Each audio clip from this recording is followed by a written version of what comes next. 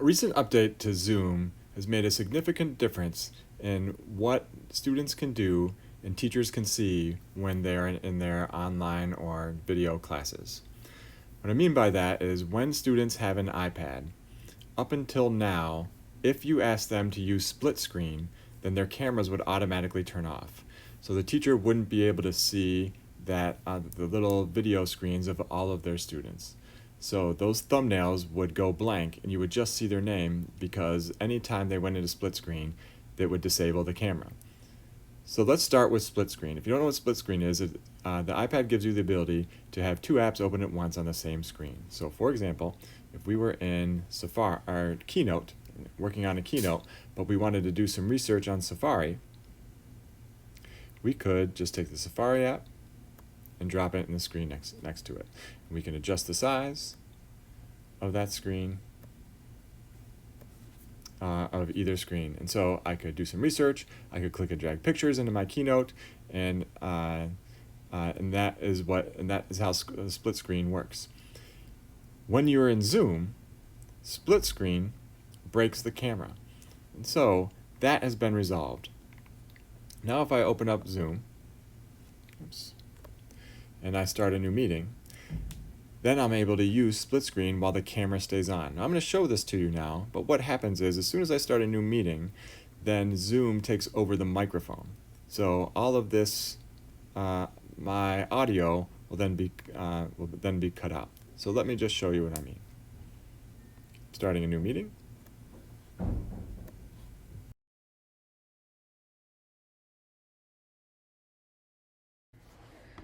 And through the magic of iMovie, now I'm going to dub what's going on in the video.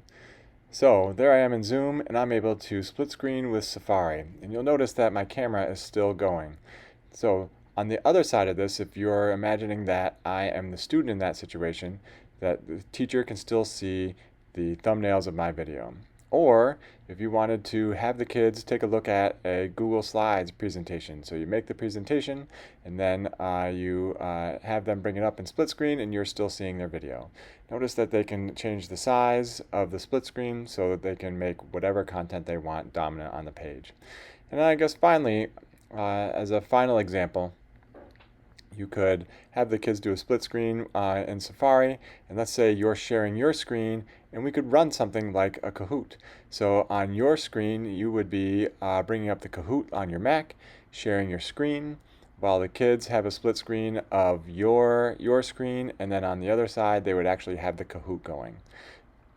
So those are just a couple examples of how you could use split screen, but the big thing is Zoom has made it so that you can use split screen, or the students can use split screen during a Zoom and you still see their video. So that really walks you through what the students are able to do when they're in Zoom and their camera still stays on. That didn't really show you what the teacher would see, but what you'll notice is that from your Mac, you'll still be able to see their faces even while they have split screen going. So have them open Google Classroom and follow along while you share your screen. Have them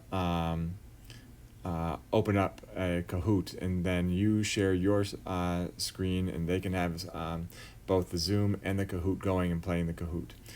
There's lots and lots of options, but the idea that there was a big complaint that teachers really didn't like that they lost view of the students after they went into split screen, though they loved when their kids were using split screen and wanted to be able to use it while the kids were in a Zoom call. Now you can do that. Okay, thanks.